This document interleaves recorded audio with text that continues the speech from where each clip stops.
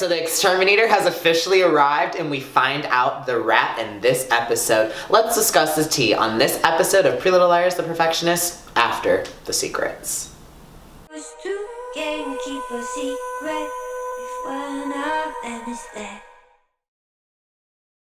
So we start exactly where we left off on the last episode with the conversation between Ali and Mona. And Ali's driving force behind this conversation is that she has a strong feeling that Taylor is alive. As I mentioned, the way that the last episode ended, Ali finds that yellow rose and it clicks in her mind that somebody else is living there. And now Ali is bugging out. She's questioning literally everything, but she's asking the right questions, just no one is giving her the answers back. For example, she's questioning how much is Beacon Guard actually watching and what specifically are they looking for? Let's check out this clip.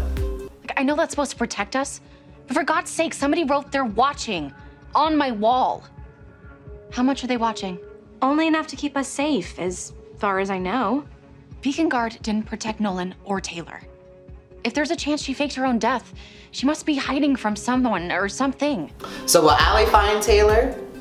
Let's find out. Moving on, Mason continues to cause trouble amongst everyone. The first time in this episode, he's harassing the liars and decides to bring the blackmail forth on the table. Mason admits to the liars that he wants exactly what Nolan had, as I predicted, but he wants exactly what Nolan had in terms of the popularity, the friend group, and everyone basically kissing his ass. So he decides to bring forth the blackmail to Dylan as he wants Dylan to do his essays, and Dylan's like, nah bro, can't do that. And he's like, oh, then I might just have to use this information and tell Andrew, and obviously that sets Dylan off, and that becomes a whole conundrum. And now we have another connection that we have to further explore and think about, and that is the connection between Ali and Kaitlyn in terms of their characteristics. Mona has this access into the BHU system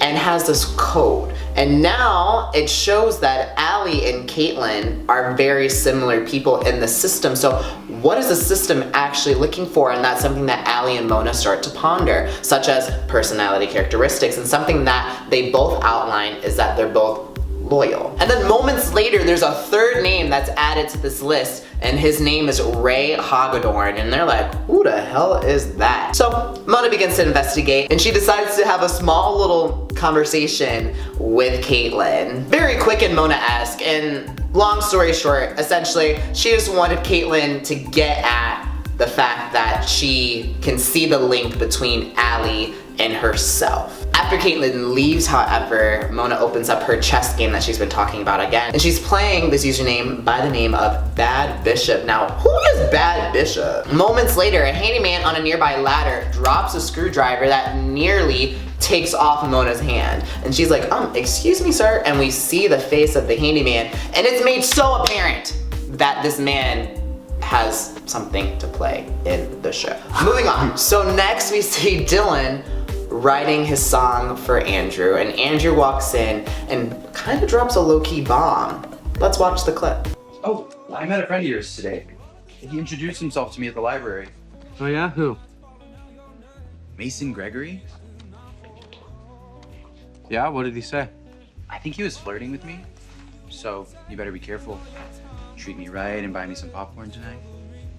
See, I just love how he says it so subtly. He's like, oh, Mason was flirting with me. So Mason is now doing the same exact emotional manipulation to Dylan that Nolan did. On the train of crazy leaving Dysfunction Junction, we got Dana harassing Ava on the streets. As always, Dana wants to cause more trouble, but at this point she's kind of turning the heat up a little bit. She brings up the fact that Ava pays her tuition in solely cashier's checks, and she's like, that's a little suspicious. No bank deposit, no nothing. Ava's like, well, it's my money, I can do whatever I want, as she should be able to do. And then bad bitch Ali decides to step in and take Dana Booker down. So let's see the clip. I don't understand why you're working so hard to help.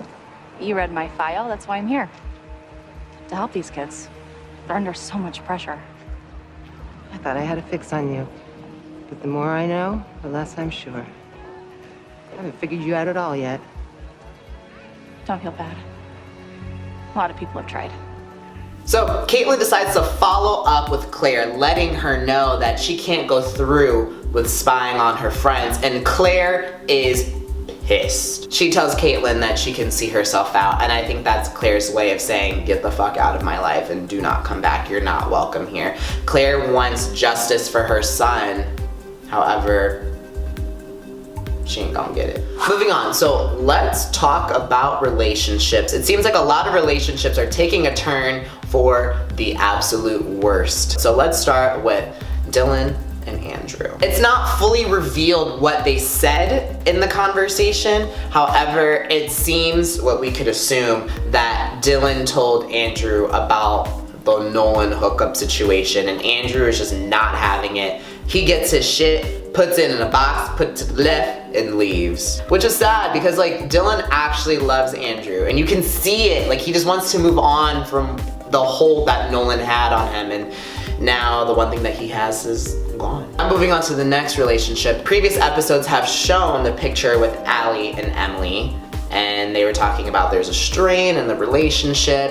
At the top of the episode, Ali receives an envelope from Rosewood Law, and I think we can assume what is inside the envelope, but now Ali finally opens it, and it's a divorce paper from Emily. And so Emily's divorcing Ali, and Ali is just done. And it sucks. It sucks that the trust that they could never fully establish because of their past broke their relationship. So I really hope that this is a big plot point in PLL The Perfectionists, at least for Ali's character, just so that we can possibly bring Shay Mitchell in and get some rejuvenation in these relationships, because everything is so sad this episode. I have to see them again, because like now Spoby is back together, Caleb is back together, and now we have to get Emerson. So we got one ship on rope right now. And for the last relationship, which is more of a friendship, the rat is out the bag, and Kaitlyn admits that she sold Ava out, and Ava is not. When you and Nolan started, I knew about it. He told me. I looked you up on the internet, and there it was. I mean, everything about your family and your parents taking the money. Nobody here put it together because you were using your middle name at the time, and I told one person, and once it was out, it just spread like... Now get out. I'm sorry. Get out! Ava barely trusts anyone, period, so it sucks. Let's stay on the topic of Ava just for a couple more seconds.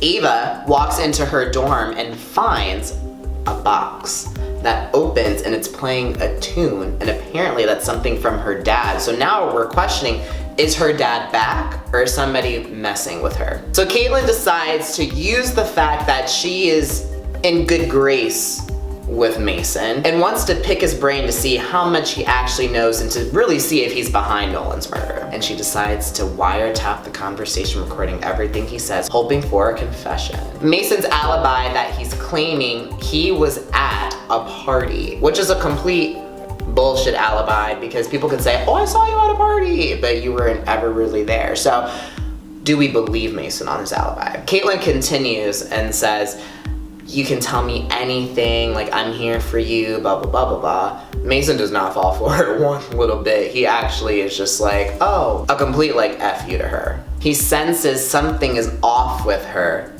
and he's like, you need to tell me. And he's like, I won't rat you out, which is so suspicious. It's overtly suspicious, and that's why now I think that somebody is behind him. Like he's a puppet in the overall scheme of things, because the rat coincidences are just way too heavy. I don't really think he's that smart to be everywhere all the time. Someone's definitely behind him, pushing his buttons and making him do certain things. I think that's what's gonna be revealed later on in the season. So finally, we are on an investigation. Ali finds these books left in her house from Taylor, and it's a series of the Wizard of Oz books, and she pulls one out and opens it. Obviously, there's the Land of Oz and the map and the table of contents and everything, and on the map, she scratches out the names and replaces it with like Hotchkiss Kingdom and other things as she lays over the actual geography of Beacon Heights. So obviously Ali is very intuitive. And she is just like, there's something here that we need to find. So she goes on the mission to find what Taylor was looking for. And now Mona decides to go on an investigation. Bad Bishop messages her and says that they need to meet in person. Mona's research on her computer finally finishes and she finds Ray Hagedorn's address, and it's this building on campus that's going to be torn down. So Mona enters the annex and she finds the room that apparently belongs to Ray Hagedorn, and she walks in and it looks like an A layer. There's newspaper clippings everywhere tracking the Hotchkiss murders. Apparently a BHU hacker had been arrested as well. Moments later, in walks the handyman that dropped the screwdriver earlier. So is that Ray Hagedorn? Now we end the episode on Ali's mission. She goes through the forest, trespasses past a certain point in this national park, it looks like, and she finds an RV.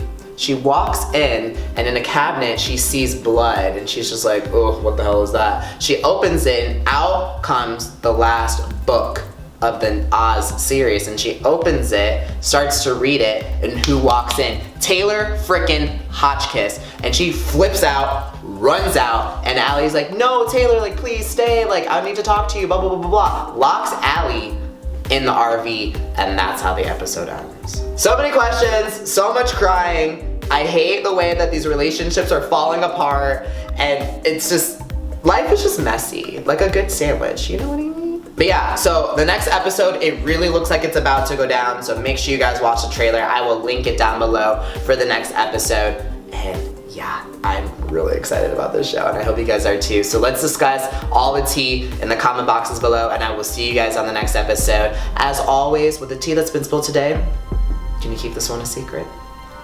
Shh.